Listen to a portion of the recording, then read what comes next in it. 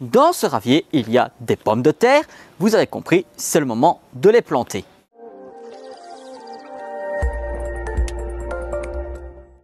Bonjour à tous et à toutes, je suis ravi de vous retrouver dans cette vidéo où nous allons donc parler de la plantation des pommes de terre tout en expliquant la culture mais également le choix des variétés.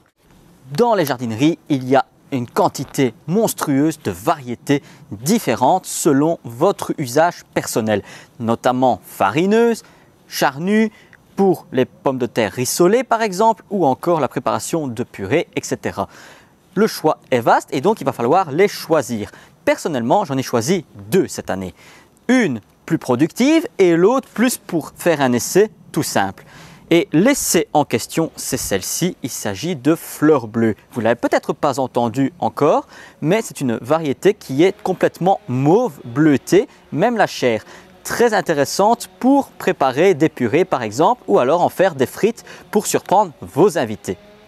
J'ai également choisi l'alouette, vous l'avez peut-être déjà entendu. C'est une variété qui est très productive, qui est résistante aux maladies et qui est semi-tardive. Celle-ci, la fleur bleue, elle est tardive. Le choix de la variété est primordial aussi si vous voulez avoir une récolte précoce, les primeurs, ou alors tardive avec un plus gros développement. Mais attention, certaines variétés sont plus sensibles aux maladies, il va falloir vous renseigner avant de faire votre achat. Une fois que vous avez sélectionné la variété qui vous plaît, il va falloir les faire pré-germer. Vous allez disposer vos tubercules sur une surface, comme par exemple une caisse en carton plate ou un support en plastique, et vous allez les mettre l'une à côté de l'autre dans la maison, dans une pièce qui est éclairée et à une température comprise entre 15 et 20 degrés, afin de faire pré-germer les plants. De petites pousses vont apparaître et une fois que les pousses sont apparues, il va falloir les planter au jardin. Pour la plantation, il va falloir préparer le terrain. Première chose à faire, enrichir un maximum votre surface de plantation car la pomme de terre est un légume qui est très gourmand en matière nutritive et en sels minéraux. Apportez énormément de compost en surface, ensuite vous allez l'incorporer à votre sol en passant un coup de croc, de griffe, et si votre sol est compact, un coup de bêche permettra d'aérer la structure de votre sol afin que les pommes de terre puissent se développer au niveau racinaire et que les tubercules puissent grossir. Attention, si vous avez des cailloux, retirez-les un maximum pour éviter la déformation de ceux-ci. Une fois le terrain préparé, il va falloir placer les pommes de terre à distance égale.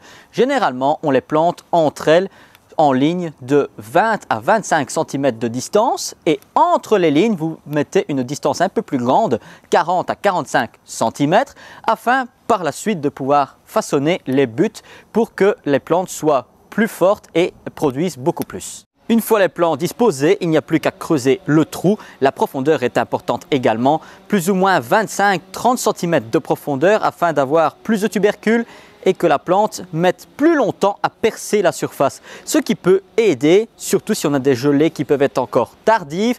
Donc ça va permettre de préserver encore un petit peu les plants. Il n'y a plus qu'à s'armer de patience et à partir de cet été, nous pourrons récolter quantité de tubercules qui pourront régaler notre bon estomac, que ce soit avec des frites ou alors avec des bonnes purées. Je vous retrouverai très bientôt, n'hésitez pas à partager la page et surtout à vous abonner.